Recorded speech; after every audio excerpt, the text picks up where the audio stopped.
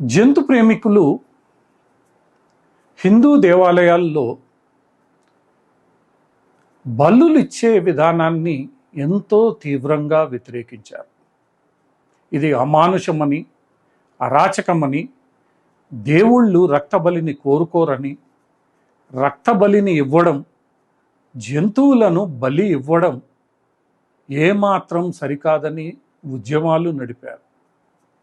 ఈ జంతు ప్రేమికుల వెనక హైందవత్వంపై ఉన్న తీవ్ర వ్యతిరేకత కూడా ఉంది.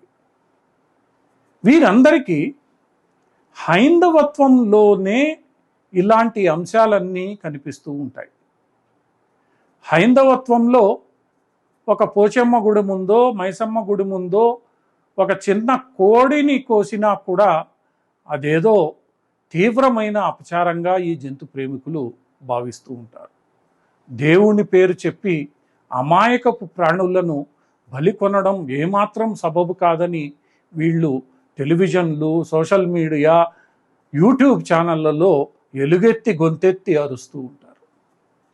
అయితే ఈ అరుపులు, పెడబొబ్బలు, కేకలు ఇవన్నీ కూడా ఒక్క హైందవత్వంలో కొనసాగించబడే కొన్ని విధానాలపైనే మనకి కనిపిస్తూ ఉంటుంది.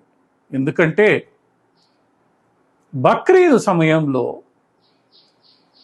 ముస్లింలు లక్షలాది మేకలను, గొర్రెలను బలి ఇస్తూ ఉంటారు. బలి ఇచ్చి దాన్ని స్వీకరిస్తూ ఉంటారు. బక్రీద్ అనే పేరు కూడా బకర్ను బలి ఇవ్వడం అన్న దీనిపైనే వచ్చింది. మేకలు, గొర్రెలు మనుషులు తినడానికే వాటిని పెంచుతారు, వాటి మాంసాన్ని ఎక్కువగా వినియోగిస్తారు. కాబట్టి ఈ మేకలు, గొర్రెలు బలి ఇవ్వడం వరకే ఈ తంతు ఆగితే బాగుండేది.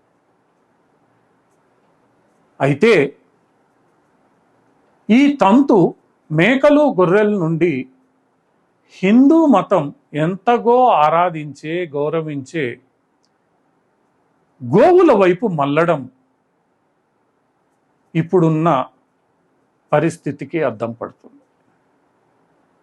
ఎందుకంటే సెక్యులరిజం, సోషలిజం పేరుతో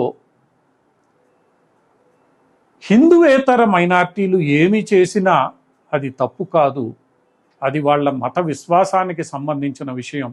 దీనిపై జంతు ప్రేమికులు కాదు కదా, పర్యావరణ ప్రేమికులు, సోకాల్డ్ సెక్యులరిస్టులు, లిబరల్లు ఎవ్వరూ మాట్లాడరు.